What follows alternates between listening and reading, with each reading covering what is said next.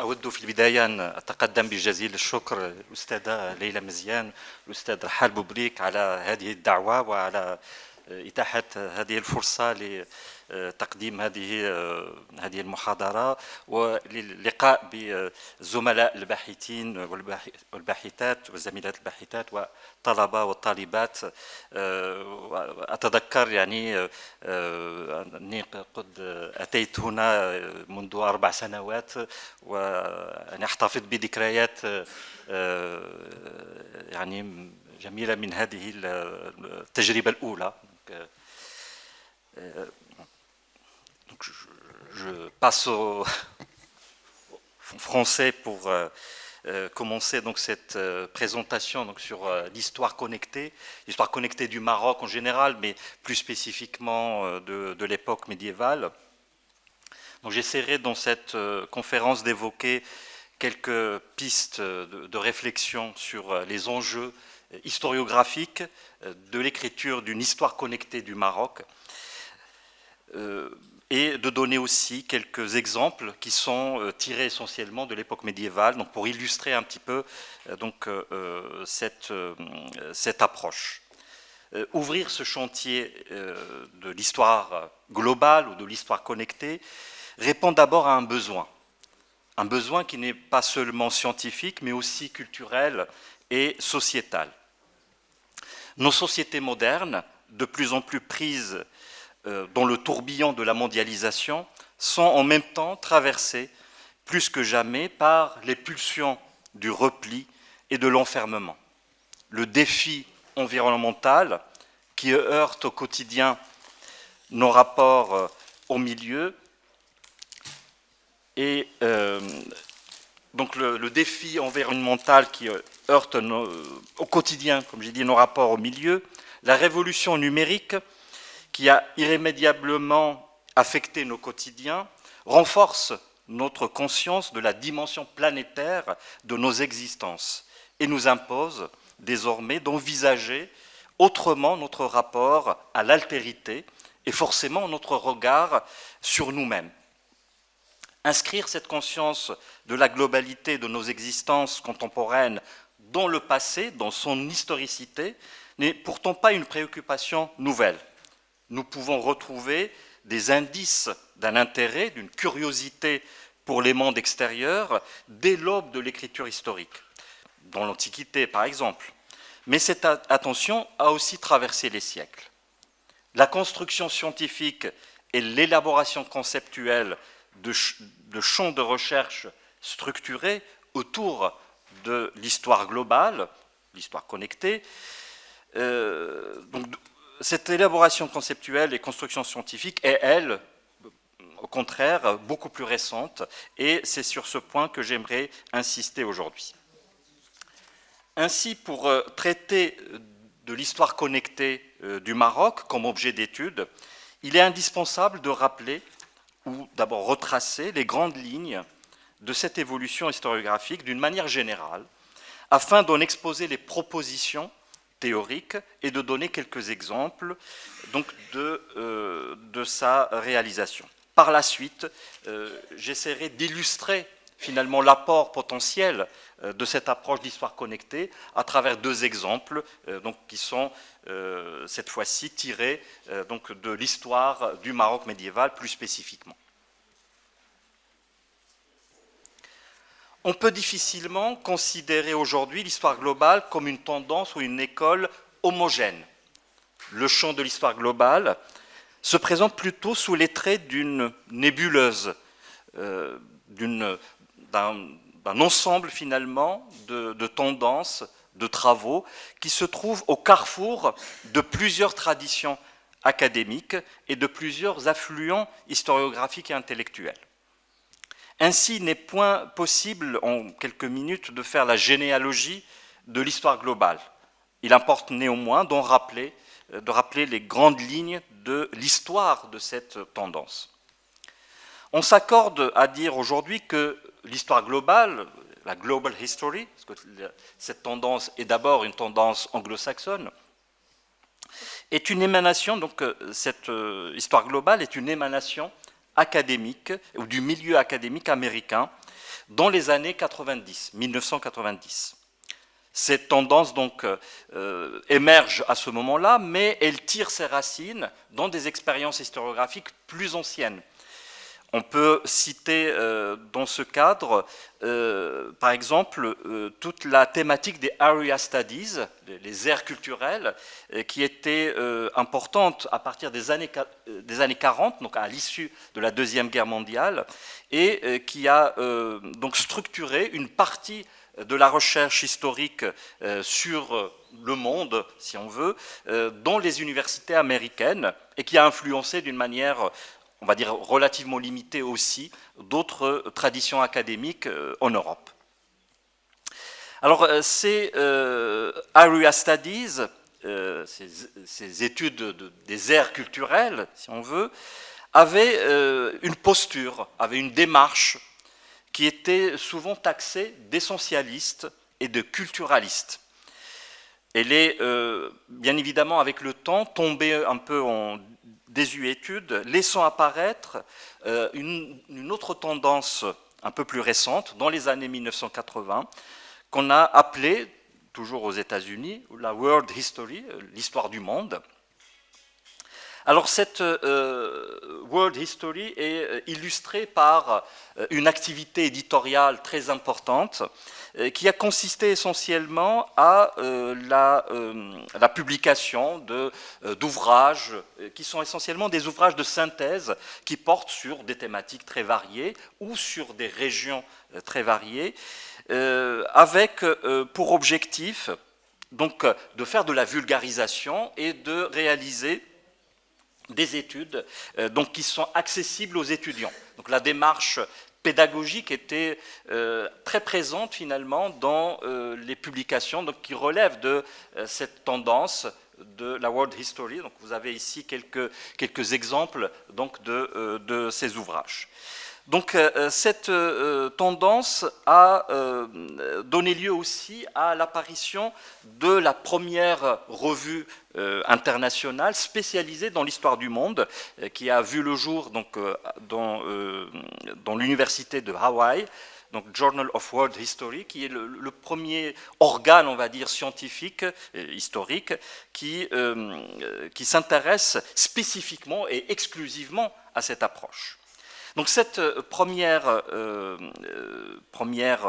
strate, on va dire, de l'histoire du monde, en tout cas dans cette approche globale, a donc apporté bien évidemment des éléments intéressants, mais elle a été marquée malgré tout par une dimension centrée sur la vision occidentale.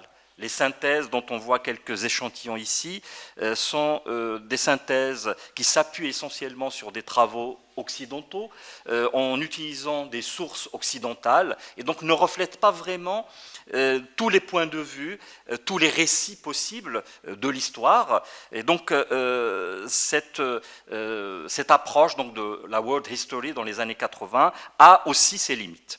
Donc elle a été bien évidemment critiquée et cela a donné naissance à la deuxième tendance qui prend le relais dans les années 1990, qui est la Global History, histoire globale, alors qui a pour objectif de dépasser justement donc les limites de la World History et d'essayer donc d'insister sur les phénomènes de mondialisation ou de globalisation. Le terme globalisation en anglais est donc rendu en français par mondialisation. En fait, les deux processus sont similaires, en tout cas, avec peut-être quelques nuances.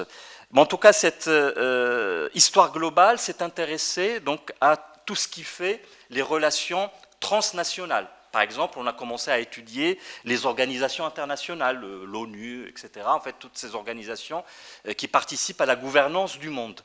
Et l'attention des chercheurs a aussi évolué vers des périodes plus anciennes, notamment pour étudier les différentes phases de la mondialisation. La mondialisation n'est pas un phénomène exclusivement contemporain. Il y a des formes de mondialisation, d'accélération, on va dire, des interconnexions du monde qui remontent à des périodes plus anciennes. Et on peut peut-être trouver des situations qui peuvent même concerner l'Antiquité ou le Moyen-Âge, qui retracent déjà des formes anciennes de mondialisation ou de connexion. Donc cette réflexion de l'histoire globale a donc amené bien évidemment une évolution dans la manière d'appréhender ces thématiques. Alors il ne suffit pas, bien évidemment, de parler de la world history, donc l'histoire du monde et de l'histoire globale, pour expliquer le projet intellectuel de l'histoire connectée. Car parmi les affluents, parmi les tendances intellectuelles qui ont inspiré les historiens qui se revendiquent aujourd'hui de l'histoire connectée, il y a aussi d'autres courants de pensée qui ne sont pas spécifiquement des courants historiques, donc de l'écriture historique, mais des courants qui concernent les sciences sociales en général. Alors il y a plusieurs domaines qui ont influencé cette approche, parmi lesquels j'aimerais surtout insister sur la pensée postcoloniale, la pensée critique, alors qui a émergé d'abord dans le domaine des études littéraires, des études culturelles, cultural studies, et qui a par la suite concerné aussi d'autres disciplines des sciences sociales, avant finalement d'influencer la pratique des historiennes et des historiens. Alors quand on parle des études postcoloniales, bien évidemment, on pense, quand on est habitué donc à travailler sur le monde arabe, on pense à l'œuvre d'Edward Said, donc auteur d'origine palestinienne, mais qui a exercé dans les universités américaines, et dont l'ouvrage sur l'orientalisme, donc paru à la fin des années 70, donc est un marqueur, est un jalon essentiel dans cette pensée postcoloniale. On peut aussi évoquer la contribution très importante des penseurs indiens. En Inde, plusieurs courants de pensée critique ont émergé, parmi lesquels, sans doute le plus en vue, est ce qu'on appelle les subaltern studies. Alors, l'étude des groupes sociaux marginalisés, si on veut traduire approximativement donc cette appellation des subaltern studies. Et les subaltern studies étaient avant tout une tendance qui a mobilisé l'effort d'historiens. Ce sont des historiens, c'est un groupe d'historiens indiens qui ont pour certains quelques affinités marxistes, mais qui ont développé une pensée à partir du début des années 80, une pensée qui est très critique à la fois à l'égard de l'eurocentrisme, c'est-à-dire à l'égard de cette centralité du regard européen, qu'il soit de l'époque coloniale ou qu'il soit marxiste. C'est-à-dire ces auteurs qui sont influencés par le marxisme ont critiqué justement le marxisme, on va dire, dogmatique, qui était lui aussi issu bien évidemment d'une vision eurocentrique. Mais ce qui est intéressant aussi dans la démarche des historiens qui se revendiquent des subaltern studies, c'est qu'ils ont aussi critiqué d'une manière virulente l'historiographie nationale. Justement, ce roman national indien qui a été forgé par la bourgeoisie donc, qui a obtenu la décolonisation de l'Inde, et donc qui s'est accaparé en quelque sorte l'écriture de l'histoire après l'indépendance. Et donc leur objectif était justement de proposer un récit différent, un récit qui prend en compte aussi les catégories sociales les plus subalternes, les plus marginalisées, et en particulier d'ailleurs en Inde, la paysannerie, donc qui était en quelque sorte la grande oubliée de l'histoire. Donc cette tendance des subaltern studies a eu une influence importante sur l'émergence, en tout cas sur la sédimentation, on va dire, intellectuelle, qui a abouti à terme à l'émergence de l'histoire connectée. Et donc, parmi les noms les plus marquants de ce courant, il y a Dipesh Chakrabarty, justement, qui est connu à travers son ouvrage, donc, dont vous avez sur la diapo la traduction française, donc Provincialiser l'Europe, justement pour remettre à sa place, à sa juste place, on va dire, le rôle de l'Europe et de l'Occident dans l'histoire en général, et de montrer justement l'existence d'autres formes d'universalisme, donc qui ne sont pas des formes européennes.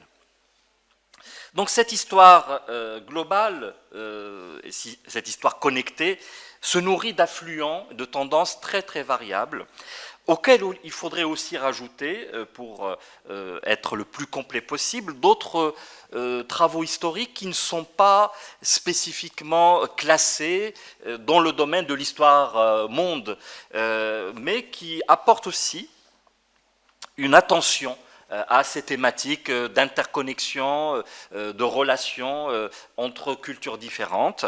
Et en France, l'historiographie française a aussi fourni des travaux importants à ce niveau, sans que cela ne soit revendiqué intellectuellement d'histoire globale. Alors on peut penser bien évidemment à Braudel, à travers ses différents travaux, la Méditerranée bien évidemment, mais aussi ce qu'il a fait sur la civilisation matérielle, et aussi cet ouvrage, La grammaire des civilisations, qui n'est peut-être pas le plus, je dirais, le plus abouti, le plus critique des ouvrages de Braudel, mais qui montre quand même un intérêt pour ces questions. Bon, c'est un ouvrage du début des années 60, donc il est assez ancien, bien évidemment. On ne peut pas le juger indépendamment du contexte dans lequel il a été écrit.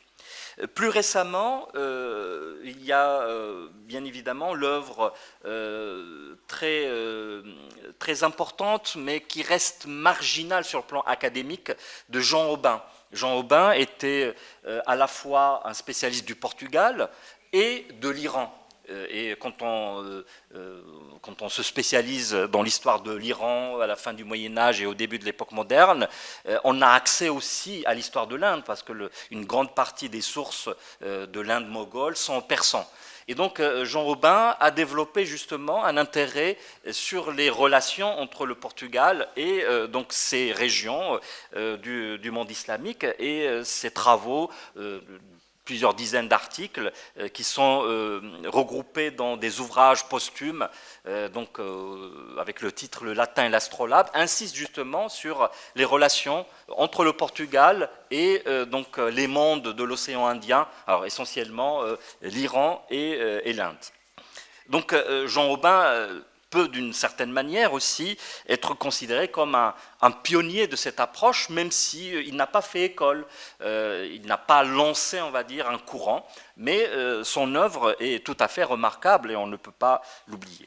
Et on peut bien évidemment citer d'autres noms, alors je passe peut-être pour ne pas trop m'attarder là-dessus, les noms de Denis Lombard qui travaille sur l'Indonésie, ou encore de Philippe Beaujard qui continue à publier sur les mondes de l'océan Indien, mais qui est avant tout un spécialiste de Madagascar. Donc cette question, bien évidemment, peut être abordée à partir de points de vue très différents. Alors, si on veut être un peu plus complet, mais bon, sans être exhaustif non plus, on ne peut pas oublier la Méditerranée. La Méditerranée est un espace, bien évidemment, qui est propice à l'étude des formes d'interaction, d'interconnexion entre des civilisations différentes. Alors, il faut dire que dans l'historiographie concernant la Méditerranée médiévale ou antique ou du début de l'époque moderne, on a rarement en fait raisonné en termes d'histoire globale ou histoire connectée. Mais les objets spécifiques de cette histoire globale, histoire connectée, existent dans ces travaux. Alors, bien évidemment, il y a énormément de textes, d'études qu'on peut citer. J'en ai mis quelques-unes ici. Alors je me contenterai peut-être de la première à gauche, de Corrupting Sea, qui est un ouvrage d'un apport considérable à cette question. Alors, The Corrupting Sea est vraisemblablement, là peut-être c'est un avis un peu subjectif, l'ouvrage, je dirais, le plus poignant, le plus marquant sur l'histoire de la Méditerranée depuis Braudel. Donc c'est un ouvrage qui a essayé en fait de repenser la manière avec laquelle on peut penser en fait l'histoire de la Méditerranée depuis l'Antiquité jusqu'au début de l'époque contemporaine. Et l'apport justement des deux auteurs, qui sont respectivement un antiquisant et un médiéviste, leur rapport c'était d'essayer d'intégrer dans leur réflexion donc la question environnementale. Ils ont essayé donc de comprendre l'interaction entre le milieu naturel et l'intervention anthropique comme deux facteurs qui façonnent le paysage méditerranéen et qui mettent en place finalement ce qui caractérise cet espace méditerranéen. Et donc leur apport, je dirais, le plus original, c'est de considérer que la Méditerranée est composée d'une série de niches écologiques qui sont déterminées, comme j'ai dit, conjointement par le milieu naturel, mais aussi par l'intervention anthropique, c'est-à-dire par l'aménagement de routes, de ports, de champs, de terrasses, etc. Et entre ces niches écologiques, la relation est basée avant tout sur une connectivité donc de proximité, donc à courte distance, qui passe essentiellement par le cabotage, donc par une navigation de proximité. Et pour eux, c'est ce qui fait la spécificité de la Méditerranée, et non pas forcément le grand commerce, le commerce à long cours, qu'on a souvent donc mis en avant donc dans les recherches jusque-là.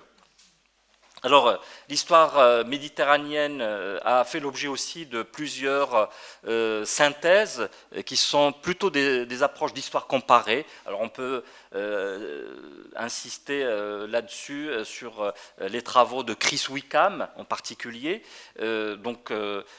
Chris Wickham, qui est un spécialiste de l'Italie médiévale, mais qui fait l'effort justement d'essayer donc de voir ce qui faisait le lien entre les civilisations méditerranéennes et en comparant donc les civilisations islamiques, byzantines et latines. Donc pendant des périodes différentes, le Haut Moyen-Âge dans l'ouvrage qui est au milieu, et puis dans le dernier qui est paru il y a 2 ans, il a insisté sur justement sur le commerce et sur les circulations, donc l'âne et le bateau, enfin, ce qui sont finalement les deux vecteurs de circulation dans cette Méditerranée médiévale.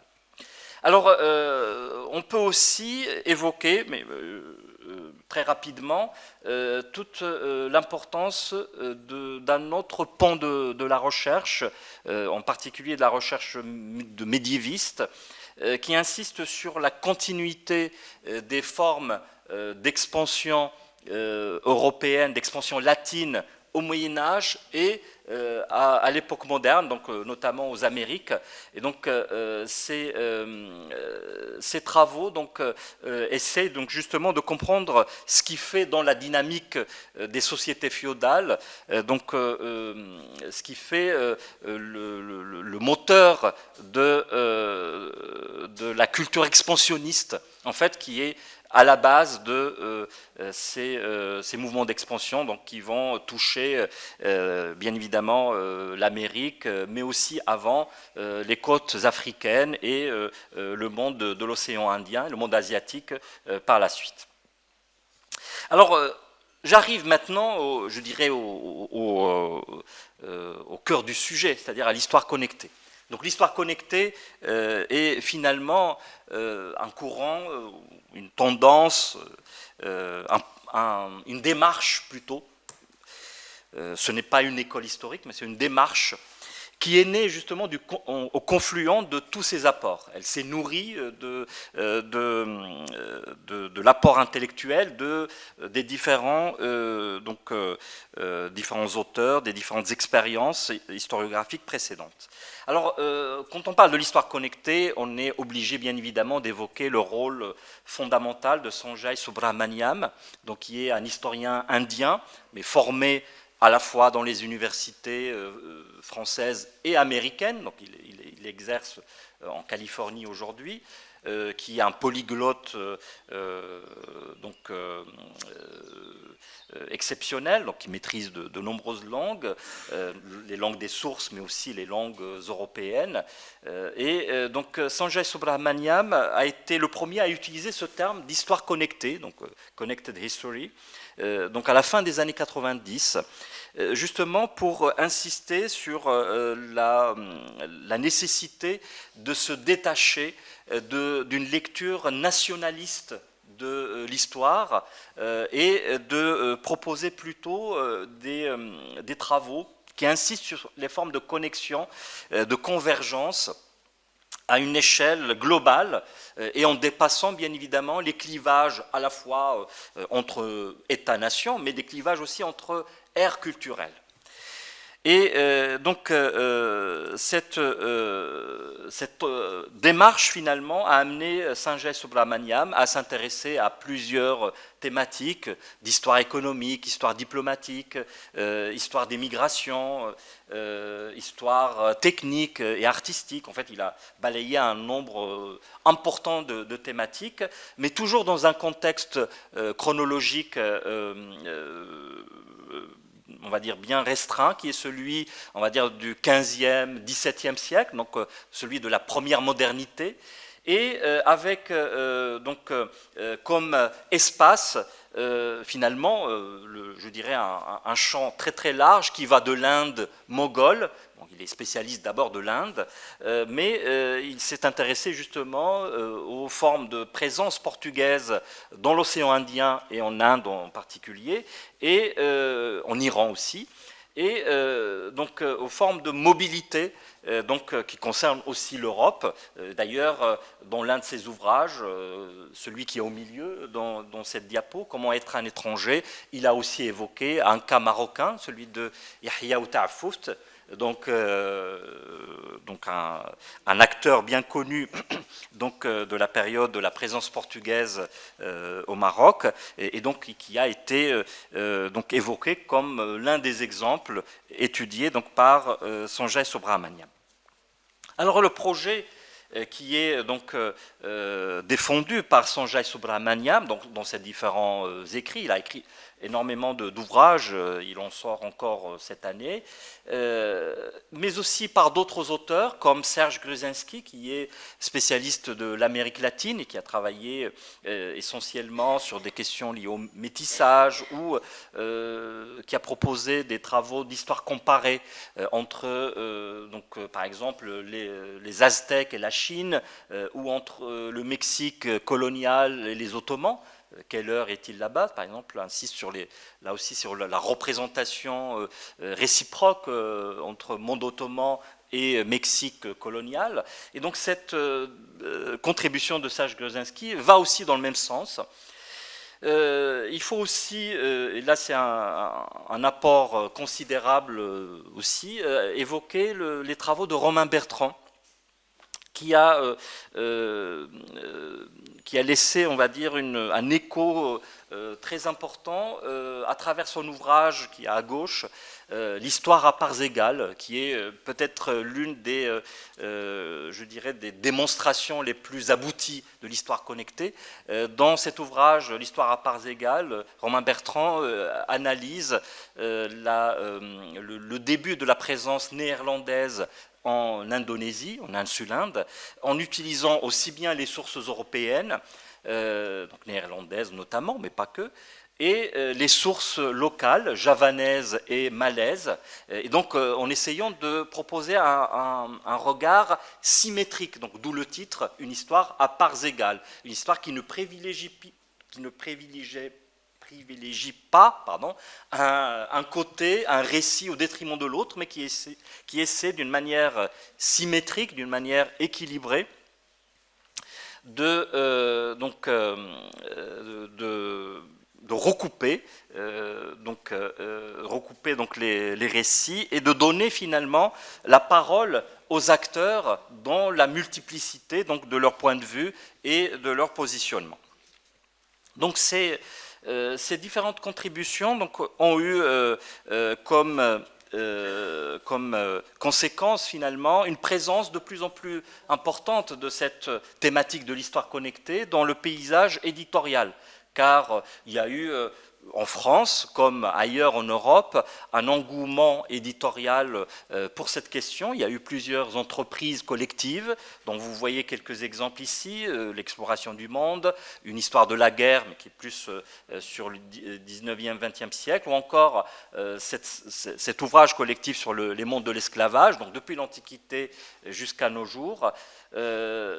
D'autres ouvrages se sont intéressés soit à l'histoire de la migration, l'histoire des objets, en fait de la circulation des objets du quotidien, le magasin du monde, l'épicerie du monde, et aussi sur la représentation cartographique et son évolution, sur les formes de circulation pendant l'Antiquité, et sans oublier aussi une dimension un peu spécifique, celle de la géohistoire, dans laquelle s'illustre en particulier la contribution assez inédite de Christian Grattalou, qui a réalisé de nombreux atlas historiques qui essaient justement de transposer, cette fois-ci par la cartographie, justement cette vision critique de l'histoire. Donc c'est une contribution bien évidemment très originale et qui apporte beaucoup aussi donc à la diffusion des savoirs et à rendre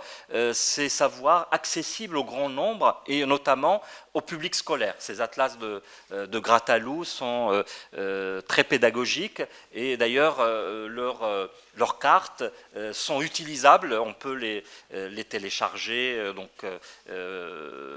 pour les utiliser dans le cadre de cours. Donc c'est un outil particulièrement pensé justement pour transmettre. Donc, toute cette effervescence, si j'ose dire, éditoriale, va dans le sens justement de diffuser cette tendance, cette pensée de l'histoire connectée. Une histoire, comme j'ai dit tout à l'heure, qui a pour objectif d'insister sur les connexions du monde, les connexions entre sociétés, entre régions différentes, mais qui se positionne bien évidemment donc d'une manière critique à la fois à l'égard de l'historiographie européenne, alors d'époque coloniale ou même après la colonisation, mais qui reste très eurocentrique, et qui se positionne aussi, comme le fait d'ailleurs Sanjay Subrahmanyam, je dirais d'une manière très critique à l'égard de l'historiographie nationale. Donc l'histoire connectée est critique envers les deux. En fait, elle essaie de proposer un autre récit qui sort justement de cet effet miroir, parce que souvent l'historiographie nationale dans de nombreux pays qui ont été colonisés auparavant est avant tout, a été conçue avant tout au début comme une forme de réaction, comme une réplique à l'histoire coloniale. On peut dire la même chose, par exemple, pour le Maroc. Mais bien évidemment, il s'agissait d'une nécessité au moment de la décolonisation. Il fallait construire un récit national. Mais ce récit est lui aussi porteur de limites. Il peut enfermer, bien évidemment, la recherche historique dans un carcan. Et l'histoire connectée se propose justement de dépasser ces limites et d'essayer donc d'ouvrir les perspectives et de dépasser finalement ces limites, aussi bien dans l'approche que dans les thématiques abordées. Alors, j'en reste là pour la partie, on va dire, historiographique que j'ai abordée d'une manière extrêmement rapide, mais au moins pour placer les différents jalons. Et j'aimerais, donc dans la deuxième partie de cette présentation, insister cette fois-ci sur des cas concrets, pour voir un petit peu comment, pour notre histoire marocaine, et surtout pour le Moyen-Âge, donc faire ou appliquer finalement cette approche.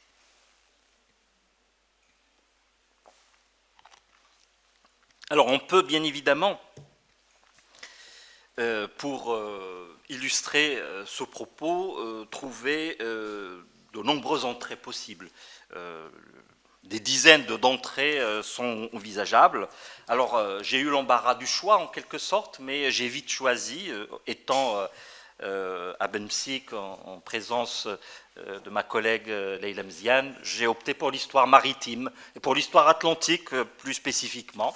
Donc justement pour voir comment on peut aussi, dans quelque chose qui nous est, qui nous est familière, une thématique donc présente dans l'histoire marocaine, comment on peut aussi donc retrouver des formes de connexion donc auxquelles finalement on a peut-être peu porté attention, donc des formes donc, qui concernent le Moyen-Âge. Alors je me suis plutôt focalisé sur le XIVe siècle, sur l'époque mérinide, qui voit justement le début de cet intérêt pour l'extension de la navigation vers l'Atlantique chez les Européens, mais avec bien évidemment la présence aussi d'une animation maritime marocaine, donc portée notamment par le pouvoir mérinide. Alors le premier exemple, le premier cas que j'aimerais aborder part d'un événement, part d'un texte d'abord. Ce texte concerne Lagos. Lagos, c'est une ville, Lagos, une ville du sud du Portugal, de l'Algarve. Alors,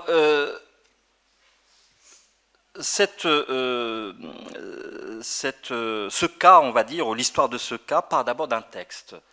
Le 21 février 1355, le pape Innocent VI promulgue une bulle pontificale. Une bulle pontificale, c'est un document officiel, ça peut être une lettre ou un diplôme, en tout cas scellé, on va dire, signé par le pape. Donc le pape Innocent VI promulgue une bulle pontificale adressée à l'archevêque de Braga et aux évêques de Viseu et d'Évora, donc 3 villes portugaises.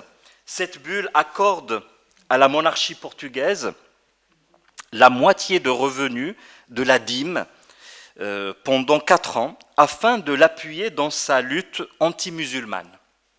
Le document justifie cette décision par l'attaque, alors je cite, vous avez l'expression en latin, donc hostes crucis, etc., les ennemis de la croix et de la foi catholique.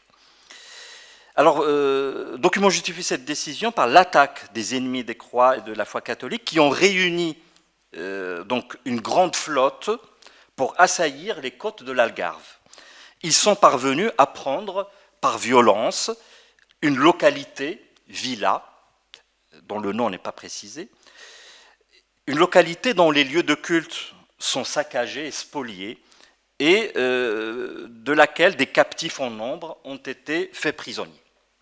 Donc ce document évoque un événement, donc une attaque faite donc des ennemis, on imagine bien qu'il s'agit de musulmans dans ce contexte latin du XIVe siècle, mais il ne nous dit pas plus sur leur identité, il ne dit pas d'ailleurs, il ne dit rien sur la ville qui est concernée. En tout cas, on sait que l'attaque a eu un écho aussi grave pour que le pape, qui siégeait à Avignon à ce moment-là, donc envoie une bulle donc, et accorde, en tout cas cède une partie des revenus qui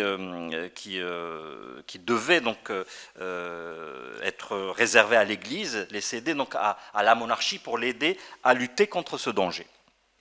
Alors, les chroniques portugaises, d'ailleurs ni les chroniques portugaises ni les chroniques habituelles, je dirais conventionnelles, qu'on a l'habitude d'utiliser pour le Maghreb, pour le Maroc, Ibn Khaldoun, etc., en fait, toutes les chroniques de cette période, ne citent un événement qui coïnciderait avec cette date-là et avec une attaque.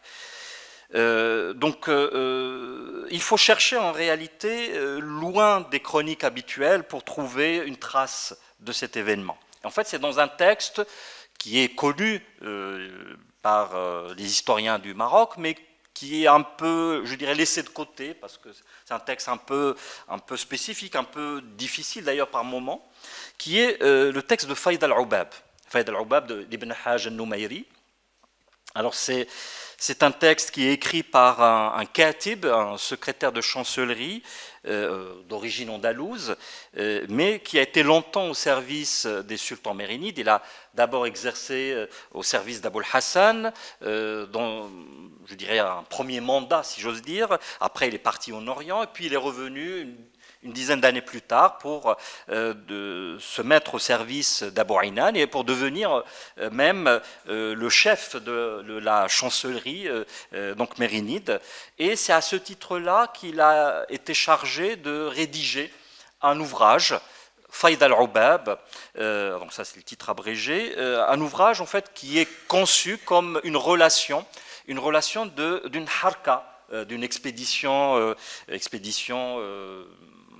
pas que militaire, mais expédition souveraine, sultanienne, celle organisée donc par le pouvoir d'Abu Aynan contre le Maghreb central et le Zab, la région de Biskra, et qui a abouti d'ailleurs aussi à une conquête éphémère pendant quelques semaines de Tunis. Et donc cette harka, sans doute la plus importante de l'histoire du Maroc, avec celle d'Abul Hassan une décennie plus tôt, a eu lieu dans les années 1357-58. Alors cet ouvrage de Faïd al-Ubab a été, je dirais d'une manière un peu hâtive, classé comme une relation de voyage. En réalité, c'est un ouvrage beaucoup plus complexe que ça.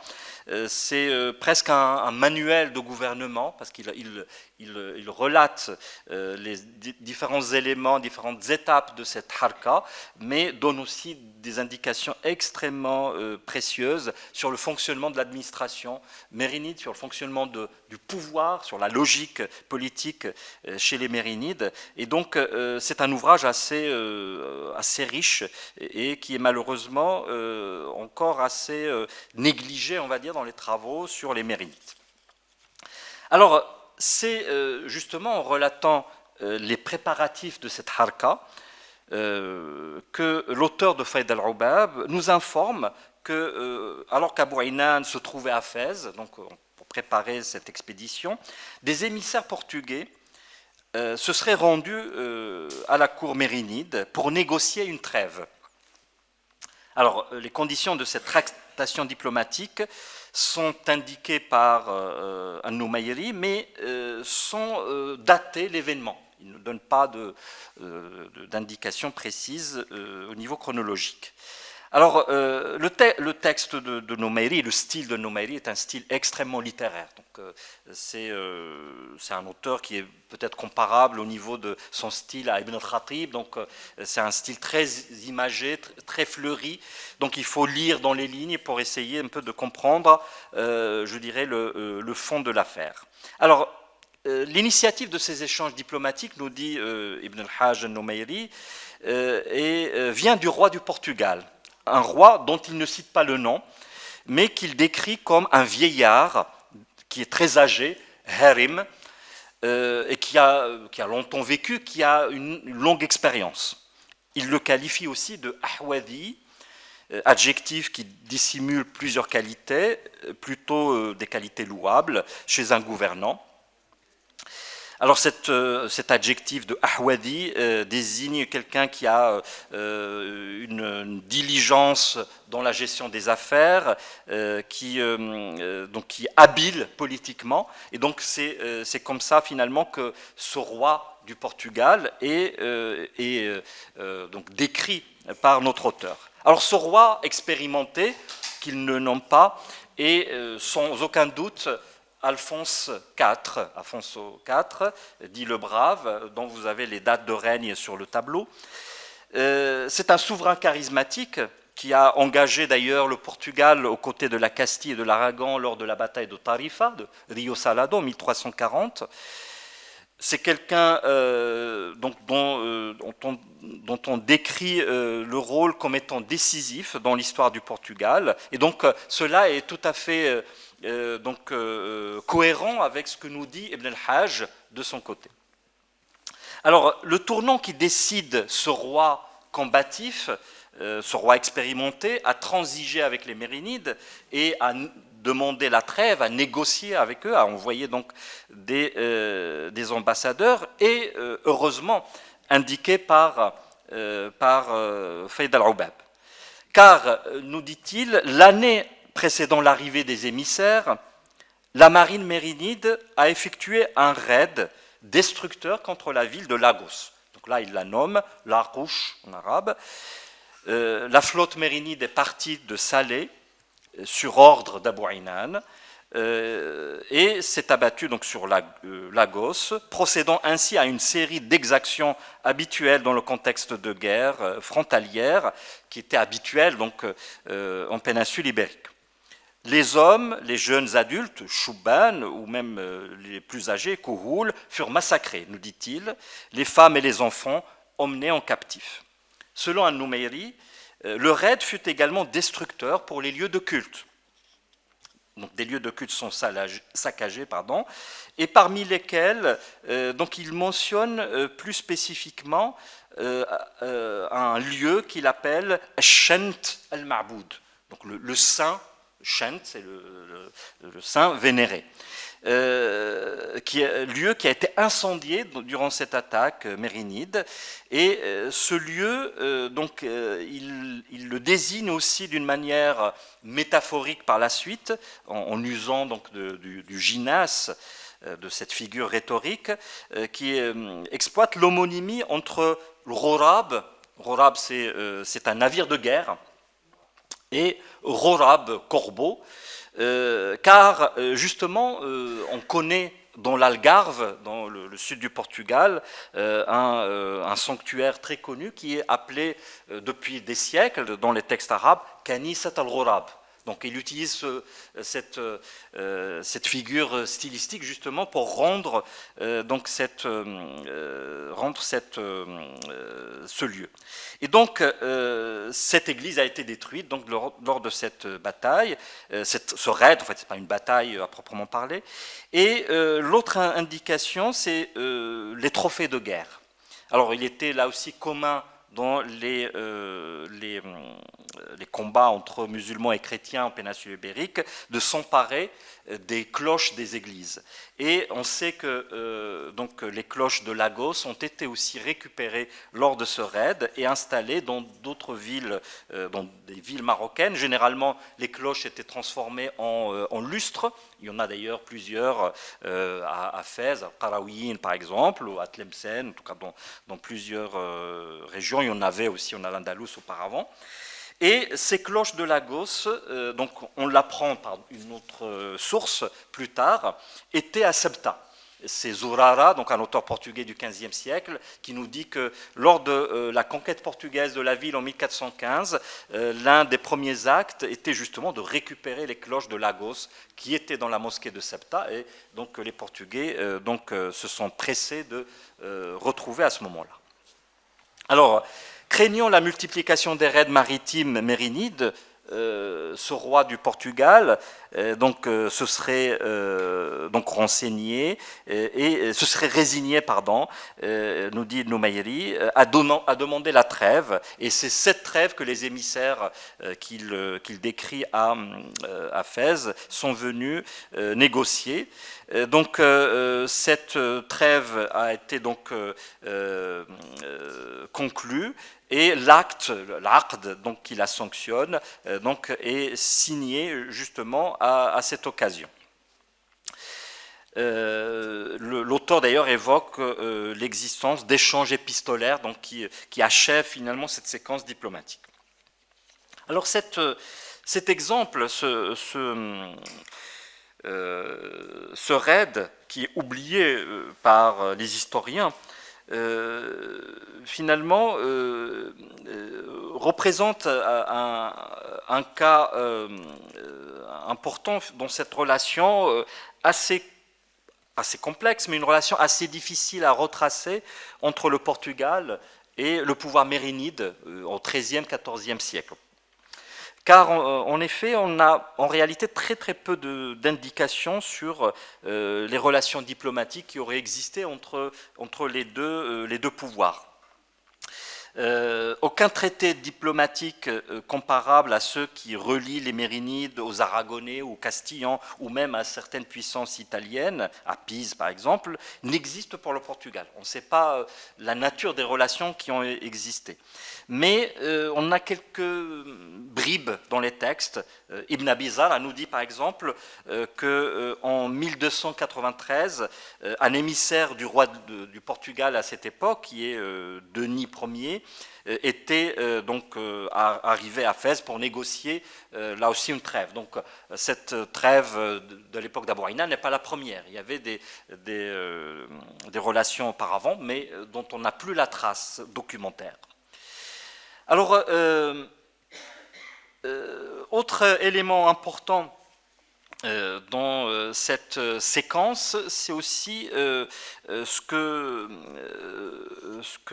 qu'apporte la documentation pontificale.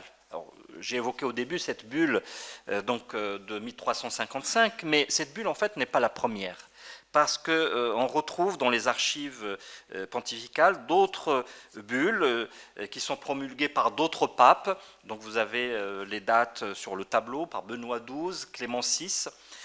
Et dans ces différentes bulles, nous avons toujours le même procédé, c'est-à-dire la cession de droits à la dîme, en fait, pendant une période, une année ou deux, pour financer la guerre contre les musulmans. Alors en précisant très clairement que cela concerne ce qu'on appelle les agarènes, c'est l'une des appellations archaïques comme les Sarrasins, mais qui viennent d'Afrique. Autrement dit, qui viennent du Maroc, parce que les Mérinides étaient les seuls actifs à ce moment-là contre les pouvoirs chrétiens. Donc ils ne visent pas les Nasrides d'Al-Andalus spécifiquement. Donc on a des bulles donc de 1341, de 1345, et donc celle de 1355 n'est que la troisième en fait dans cette série de dispositions prise par l'autorité pontificale pour renforcer la monarchie portugaise. Alors, les faits se seraient déroulés vraisemblablement au début de l'année 1355, donc on n'arrive pas à dater exactement le raid, mais ou peut-être à l'extrême fin de l'année 1354, en tout cas dans les semaines, on va dire, qui précèdent la première bulle pontificale, qui, elle, datait précisément. Alors, du côté de la documentation portugaise, parce que pour l'instant, on a vu la documentation arabe, marocaine, la documentation pontificale, mais du côté du Portugal, les sources sont très pauvres, on va dire, sur cet événement. Alors les seuls documents que j'ai réussi à trouver qui mentionnent cet événement sont plutôt des documents, je dirais, de nature municipale, en tout cas, qui concerne les relations entre le roi Pedro Ier, et les autorités municipales de Lagos. Donc, c'est en s'adressant justement au conseil de Lagos qu'une lettre de 1359 évoque la ville de Lagos comme étant une zone de frontière, mais une frontière dangereuse. En fait, l'expression, celle qui est mentionnée en bas, c'est le lieu, on va dire, le plus frontalier en quelque sorte avec donc l'autre, qu'ils ne l'ont pas, et c'est un lieu finalement qui inspire la peur, qui inspire la terreur, au sein du territoire de l'Algarve. Et c'est sans doute une allusion à ces événements, ou peut-être à d'autres raids qui ont échappé à la documentation. Et donc, dans le même d'ailleurs texte, j'ai oublié, il y a une mention très claire en fait, des morts d'Al-Emmar, c'est-à-dire des morts qui viennent d'outre-mer, c'est-à-dire du Maroc. On a d'autres indications, toujours dans cette dimension, on va dire, municipale, qui concerne cette fois-ci le financement de la reconstruction de la ville, et notamment des murailles. Et donc là, on a un document de 1370 qui fait état de l'avancement de la reconstruction de l'enceinte. Donc vraisemblablement, les traces de ce raid sont restées pendant un certain nombre d'années avant que la ville ne retrouve, je dirais, son état initial. Donc, pour finir avec ce premier exemple, on peut dire qu'en connectant un document pontifical produit à Avignon, le récit d'une expédition mérinide au Maghreb et des documents de chancellerie portugais, cet épisode de Lagos prend tout son sens. Cet exemple illustre bien comment le recoupement de données provenant de registres documentaires très très différents, dans 3 langues différentes, latin, portugais et arabe, éclaire d'un jour nouveau un événement qui aurait pu rester pour longtemps dans les oubliettes de l'histoire. Alors mon deuxième exemple concerne cette fois-ci une autre problématique de l'histoire atlantique, qui est celle des Canaries, des relations entre le Maroc et les Canaries. Alors, on est bien évidemment frappé par, je dirais, le peu d'intérêt qu'on peut constater, le peu d'intérêt des pouvoirs marocains successifs, depuis les Almoravides, les Almohades, même les Mérinides, pour les Canaries. Alors, traditionnellement, en tout cas le récit je dirais, de l'histoire des Canaries évoque, entre guillemets, la découverte des Canaries par les marins européens. Alors je mets la découverte entre guillemets. Au XIVe siècle, à l'occasion d'abord d'une expédition qui est partie du Portugal, mais qui était menée par des Génois, notamment par le Génois Lonsalotto Malocello, dont vous avez le nom ici, et cette expédition de 1336 est aujourd'hui, pour l'instant, en fait, la plus ancienne documentée, de marins européens vers les Canaries. Donc,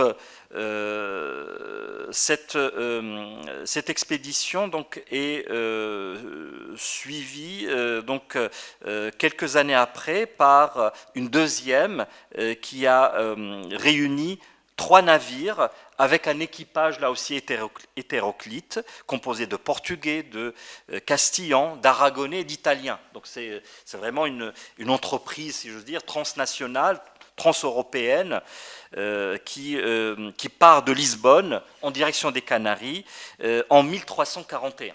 Donc la découverte, entre guillemets, des Canaries, en tout cas par les Européens, et la fréquentation des Canaries par les Européens commence à ce moment-là. Alors, ces expéditions qui commencent au XIVe siècle ne signifient pas que l'existence des Canaries ait été ignorée. On sait que dans les textes arabes, on mentionne déjà les îles fortunées, Juzul Khalidat, c'est comme ça qu'on les appelle, comme d'ailleurs on parle de Jazirat al-Khashab pour Madère dans le texte Idrissi. Donc l'existence de ces îles n'était pas ignorée, était connue, mais on est frappé finalement par l'absence de volonté d'abord d'établir des navigations et surtout, je dirais, d'occuper, d'investir ces îles. Et peut-être la seule exception à ce niveau est celle qui est mentionnée justement par Idrissi, d'un projet d'un chef de la marine almoravide qui était installé à Azmour, alors dont le nom s'il y a deux lectures possibles, raqm ou daqm, je ne sais pas quelle est la forme la plus pertinente, en tout cas la plus correcte, de raqm al-Iwaz ou daqm al-Iwaz. En fait, c'est comme ça qu'il est mentionné par ce surnom. Et donc, ce chef de la marine, ce commandant de la marine almoravide, a tenté finalement de retrouver ces îles, mais il n'est pas parvenu donc à trouver la voie, et puis est revenu à Azmour. Et donc ça a été finalement l'échec de cette, ça a marqué l'échec de cette tentative. Et donc l'amiral en question est d'ailleurs mort avant que le projet ne soit achevé, en tout cas réitéré. Et donc, pour les périodes suivantes, nous n'avons pas de traces d'une initiative similaire. Sous les Almohades, par exemple, qui avaient aussi une flotte puissante, mais on va dire que les Canaries ne les intéressaient pas plus que ça. Alors, il faut attendre donc le XIVe siècle pour que le sujet des Canaries revient en amont, donc justement à l'occasion de ces expéditions européennes, donc surtout celle de 1341, parce qu'on apprend que cette expédition donc de 3 navires avec un équipage un équipage de plusieurs nationalités a fourni finalement les premiers écrits, les premières informations sur la population autochtone des Canaries. Et donc là, on a bien évidemment une évolution dans la connaissance de cette région du monde qui était restée finalement à l'écart des évolutions, que ce soit du Maghreb ou de l'Europe. Et donc cette découverte, entre guillemets, c'est-à-dire cette connexion, ce contact avec ces populations, apparaît en réalité assez rapidement dans les textes arabes. Et Ibn Khaldoun est l'un des premiers auteurs connus. Alors, chronologiquement, il ne l'est peut-être pas, mais au moins, dans ce qui nous est parvenu, c'est l'un des premiers à évoquer très clairement cette expédition. Il nous dit clairement qu'au milieu du XIVe siècle, des navires, des Ifranj, il ne les spécifie pas, sont passés par les Canaries et qu'ils avaient capturé des personnes, dont certaines ont été vendues comme esclaves sur les côtes marocaines. Donc, il nous informe de ce détail. Et il nous dit spécifiquement que ces esclaves sont restés au service du pouvoir mérinide. Donc, Ibn Khaldoun nous précise aussi que c'est auprès de ces esclaves qu'il a recueilli les informations qu'il cite à propos des Canaries. Alors ce récit, on le retrouve dans Kitab al-Ibar, donc dans l'ouvrage célèbre d'Ibn Khaldoun, mais il y a une version, on va dire, un peu plus détaillée, différente de ce récit, que Ibn Khaldoun a transmis probablement oralement, à l'un de ses disciples. Alors ce disciple, c'est Al-Maqrizi, qui, dans l'un de ses ouvrages, évoque justement une anecdote qui lui a été rapportée par Ibn Khaldoun, une anecdote donc qui date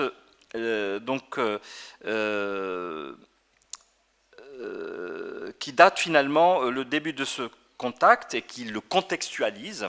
Alors, dans ce récit, on apprend que vers les années 740, il n'y a pas de date précise, mais on est vraisemblablement au début de cette décennie, bon, on n'est pas bien loin de 1341, là où, quand il y avait cette expédition, et que Abul Hassan, ça c'est aussi un détail intéressant, Abul Hassan était à Sabta à l'époque.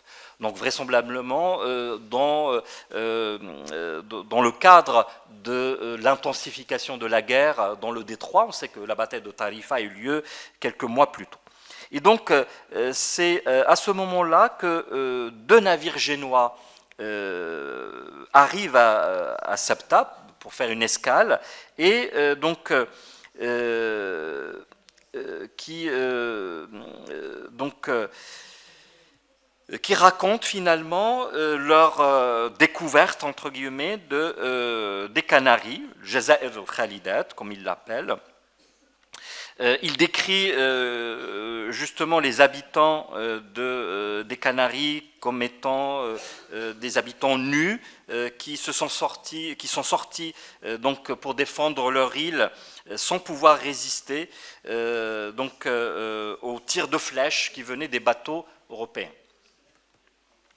Alors, ce récit nous informe que 2 captifs ont été pris sur place et qu'ils étaient vendus après donc, au Maroc et qu'ils sont entrés finalement dans l'entourage du sultan. Alors, cette anecdote rapportée par Ibn Khaldoun est associée à une autre information je dirais plus intéressante, entre guillemets, plus originale, dans le sens où le fils d'Abul Hassan, donc Abu Aynan, apprenant justement par ses captifs l'existence, en tout cas, des Canaries, et étant renseigné de ce qui se passait du côté des Canaries, Abu Aynan décide de mener une expédition, en fait, de commanditer, pas partir lui-même, mais de commanditer une expédition vers les Canaries. Alors cette expédition part aussi d'Azmour, donc là aussi c'est logique, c'est l'un des ports les plus proches des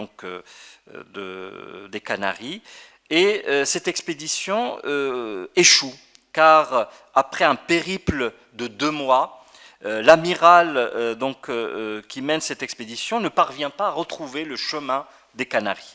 Et a priori, il s'était approché des Canaries parce qu'il aurait observé un endroit couvert de vapeur d'eau. Alors, est-ce qu'il s'agit vraisemblablement de traces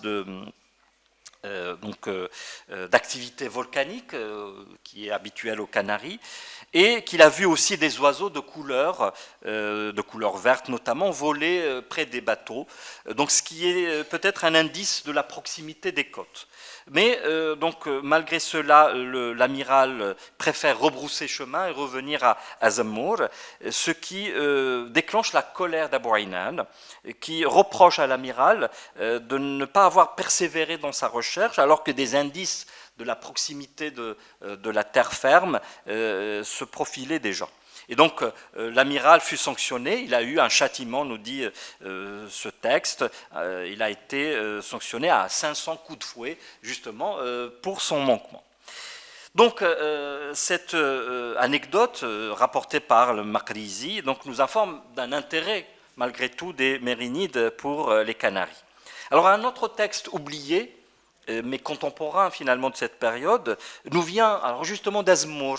Alors nous vient d'un faqih, je dirais, du pays, qui n'a pas une grande envergure intellectuelle, mais qui nous a laissé un ouvrage de compilation.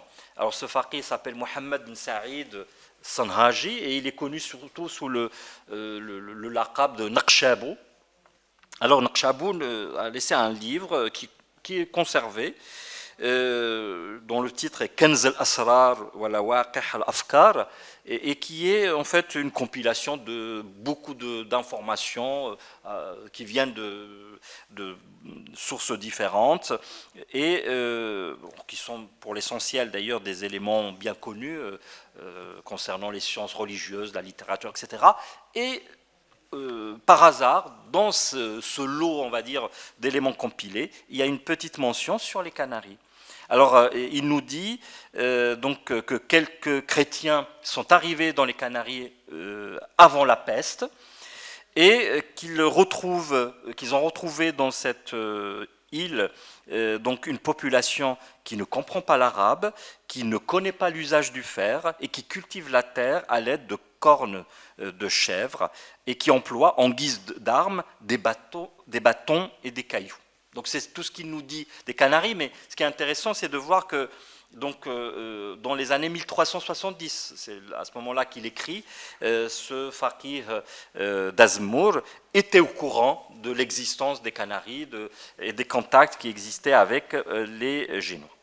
Alors quelques années plus tard, quelques décennies plus tard, on apprend, alors cette fois-ci par une source française, l'existence d'un autre projet mérinide de conquête des Canaries, mais qui n'a pas abouti non plus, Alors cette source française, c'est un récit de voyage bien connu pour les spécialistes des Canaries, c'est le voyage d'un noble français qui s'appelle Bettencourt, et qui a écrit un ouvrage intitulé Le Canarien, justement, et dans lequel on y apprend qu'en 1404, donc sous le règne d'Abou Saïd III, les habitants européens qui vivaient à Lanzarote, donc dans les Canaries, ont commencé à se fortifier parce qu'ils ont reçu l'information qu'une expédition était en préparation. Donc l'information est fournie donc dans la petite citation que vous voyez sur le tableau. Donc afin de se fortifier, afin de tenir le pays en subjection, c'est-à-dire pour dominer le pays, pour contrôler le pays, et parce qu'on a entendu, on leur a donné à entendre, c'est-à-dire ils ont reçu des informations, des rumeurs, comme quoi le roi de Fès veut armer contre eux. Veut organiser une expédition militaire contre eux, et dit que toutes ces îles lui doivent mieux appartenir que nul autre. C'est-à-dire qu'il avait la priorité pour conquérir ces îles. Le projet n'a pas abouti non plus, et donc cette conquête, on va dire, possible des Canaries n'a jamais finalement été réalisée du côté des pouvoirs marocains.